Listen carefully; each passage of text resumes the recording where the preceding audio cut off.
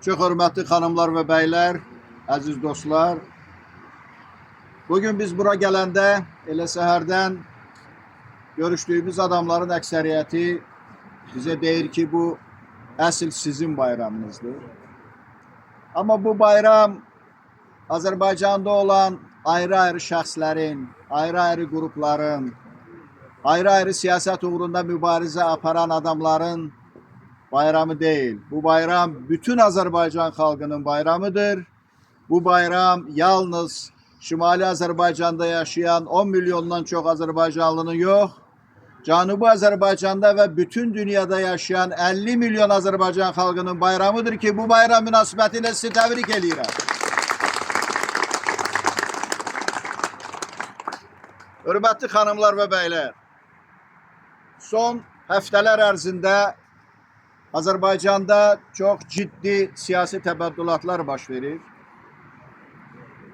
Xüsusilə Rusiya-Azərbaycan münasibətlərində bir çox yeniliklər, əslində çoxlarına məlum olan, amma indi hər kəs tərəfindən etiraf olunan həqiqətlər üzə çıxır. Əslində 18 oktyabr Azərbaycan xalqının Rusiya imperiyasına, Sovet imperiyasına qarşı apardığı, uzun illər apardığı mübarizənin nəticəsidir. Yəni bu baxımdan bugünkü bayram heç də təsadüfi deyil ki, Putin tərəfindən keçmiş Sovet Respublikalarının azadlığa qovuşması 20-ci əsrin ən böyük fəlakəti kimi dəyərləndirilir. Və biz mübarizə apararaq və 88-ci ildən əvvəlki dövrlərdə də hələ 20-ci ildən sonra Azərbaycan 11-ci Qızıl Ordu tərəfindən işğal olunduqdan sonraki mərhələlərdə Azərbaycanda müqavimət göstərən müsavatçılar, sonraki dövrdə ayrı-ayrı qruplar, şəxslər, üçlüklər, tələbələr, universitet müəllimləri bu mübarizənin davamı olaraq 1988-ci ildən vüsət alan böyük Azərbaycan xalq hərəkatı nəticəsində nail olmuşuq. Yəni Azərbaycan öz müstəqilliyinə kənarda gedən hansısa proseslərin nəticəsində hədiyyə olaraq nail olmuyor.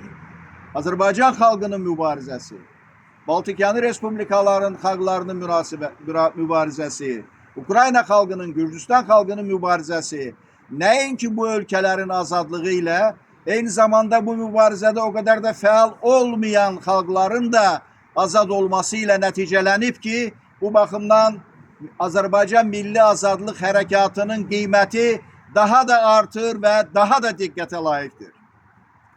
Hörmətli xanımlar və bəylər, bugünlərdə məlum olur ki, Azərbaycanda Elçi bəy hakimiyyətinin devrilməsindən sonra qurulan hakimiyyətin mövcudluğunda, orada olan ən yüksək vəzifəli kadrların təyinatında nəinki Moskvanın tövsiyəsi olub, tövsiyəsi nəzərə alınıb. Hətta etiraf olunur ki, Moskvanın təzyiqi ilə, Kremlin təzyiqi ilə Azərbaycanda ən yüksək vəzifələrə adamlar gətirilir. Bu etiraflar çox yaxşıdır. Biz bu etirafları bəyənirik və bu həqiqətlərin nə vaxtsa üzə çıxacağını bilirdik. Amma bu etiraflardan sonraki nəticələr yalnız ayrı-ayrı adamlar haqqında cinayət təqibinin açılması ilə başa çatmamalıdır. Bütövlükdə bu adamların da vasitəsilə Rusiyanın, Rusiya imperiyasının Azərbaycanı öz köləsi hesab eləməkdə davam eləyən Rusiyanın indiki ictimai düşüncəsinin, Rusiyada indi mövcud olan hərbi siyasi rejimin Azərbaycanda qurduğu sistem tamamilə dağılmalıdır. Yəni Ramiz Mehdiyev yalnız bir şəxsi məsələləri ilə bağlı, şəxsi tutduğu vəzifə ilə bağlı Rusiya qarşısında öhdəliklər götürmüyor. O eyni zamanda Azərbaycanda qurulan indiki totalitar rejimin formalaşmasında Rusiyanın tövsiyələrini yerinə yetirib. Təsadüfi deyil ki, Azərbaycanda keçirilən referendumlar, konstitusiya islahatları, qanun dəyişiklikləri bir qayda olaraq Rusiya avtoritar rejiminə xas olan, Rusiya dövlətinə, Rusiya cəmiyyətinə xas olan qanunların faktiki olarak hatta bazı hallarda tam mekaniki Azerbaycan diline tercüme olunması vasıtasıyla Azerbaycan'da tatbik olunur. Rusya'nın siyasetini açık şekilde daim ifade eden Jirinovski çıkışlarından birinde dedi ki biz hiç vakit imkan vermerik ki Azerbaycan'da demokratik kuvvetler Azerbaycan parlamentinde temsil olunsun. Yani bu aslında Rusya tarafından Azerbaycanlı siyasetçilerin, Azerbaycan demokratik kuvvetlerinin nümayendelerinin, Musavat Partiyasının ve diğer muhalefet partiyalarının parlamentte temsil olunmasına imkan vermemekle bağlı Rusya'nın gösterişinin Jirinovski'nin diliyle etrafı demeydi. Ona göre Azerbaycan hakimiyeti yalnız Ramiz Mehdiyev ve onun etrafında olan ayrı ayrı adamları cezalandırmak, tecrid etmekle kifayetlenmeli değil. Azerbaycan'da ciddi bir açılım olmalıdır. Azerbaycan'da bu dövrde kabul olunmuş otoriter kanunlar değiştirilmelidir.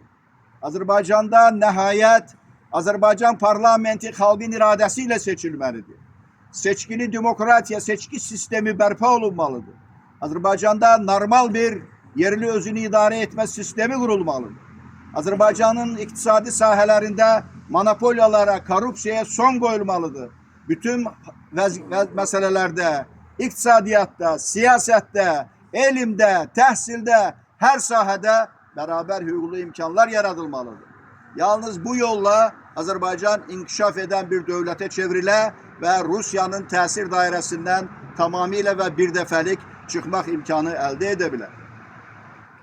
İlham Əliyev öz siyasetinde dönüş yaradıp son dövrlerde Rusya ile yaranmış gerginlik aradan kalkıp ve Putin'le çok mehriban görüştüler ve bu meselenin geride kaldığını dediler.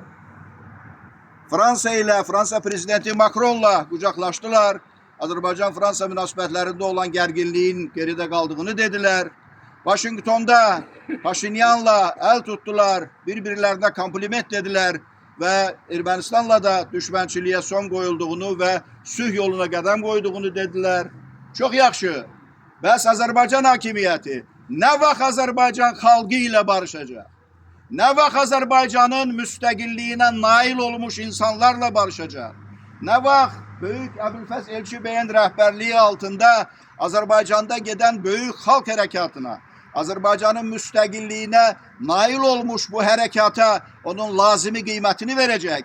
Ne vaxt mesela Macron'la kucaklaşan, Putin'le görüşen, Paşinyan'la görüşen İlham Əliyev ne vaxt Azerbaycan halkı ile kucaklaşacak? Ne vaxt Azerbaycan halkı ile Azerbaycan hakimiyeti arasında açılım olacak? Ve bu açılım olmamış. Hiç bak mümkün olmayacak ki Azerbaycan tam inkişaf eden, özüne güvenen ve harici tesirlerden xilas olan devlete çevrilsin. Dünya güç merkezleri tekçe Rusya değil, ele İran da, başka güç merkezleri de Azerbaycan'da öz tesir imkanlarını artırmaya çalışır ve muhtelif rıçaklardan istifade edir.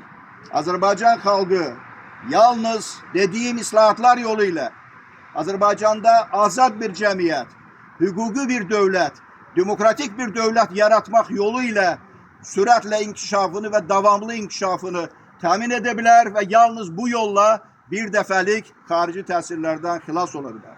Ben eminim ki bugün birçok həqiqətlər üzə çıxdığı kimi bütün həqiqətlərin də üzə çıxacağı, insanların gördüğü əməllərə görə onlara qiymət veriləcəyi, Elçi Bey başta olmakla Azerbaycan Halk Harekatı liderlerinin, Azerbaycan Halk Harekatı iştirakçılarının gördüğü işe lazımınca değer verileceği gün de uzakta değil ve 18 Oktyabr müstakillik günümüzü, müstakilliğimizin berpası gününün bütün dünya Azerbaycanlıları tarafından layıkınca bayram edileceği gün de uzakta değil ve bu bayram günü münasebetiyle sizi tebrik ederim. Sağ olun.